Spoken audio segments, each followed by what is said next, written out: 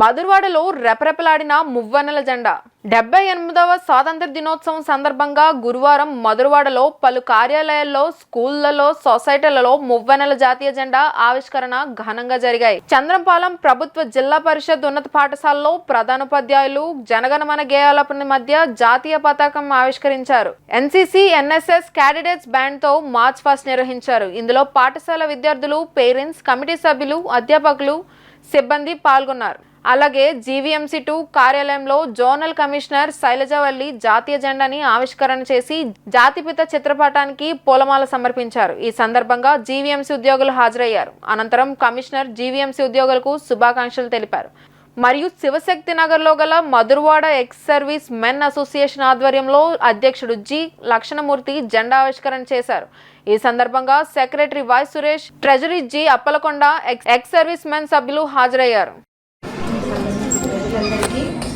GVMC commissioner గారి తరఫున, Madhurawada zonal కార్యాలయం తరఫున 78వ స్వాతంత్ర దినోత్సవ శుభాకాంక్షలు తెలియజేసుకుంటున్నాను.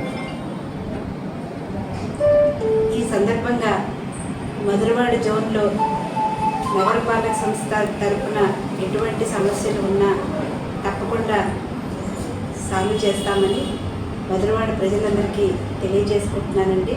మరొకసారి కమిషనర్ గారి తరఫున, మధురవాడ జోనల్ ఆఫీస్ తరఫున మీ అందరికీ స్వాతంత్ర దినోత్సవ శుభాకాంక్షలు.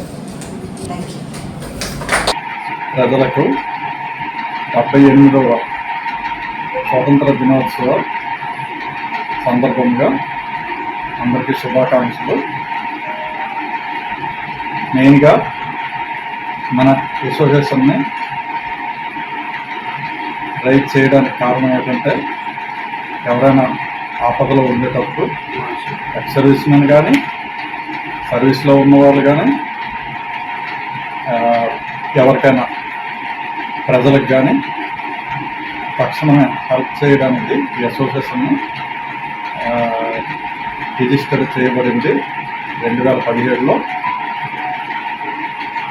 కరోనా టైంలో కూడా మేము సర్వీస్ చేసాం.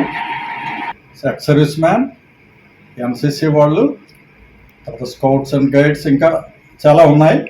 అవన్నీ కూడా ఆ టైంలో ఉపయోగపడతాయి. ఇవన్నీ కంట్రోల్ చేయడానికే మెయిన్గా రిజిస్ట్రేషన్ చేసి ఇది నడపడం జరుగుతుంది. దీనికంటూ స్టేట్ దీంట్లో కూడా రిజిస్ట్రేషన్ చేయడం జరిగింది. వాళ్ళు కూడా మాకు అన్నీ కూడా హెల్ప్ చేస్తుంటారు.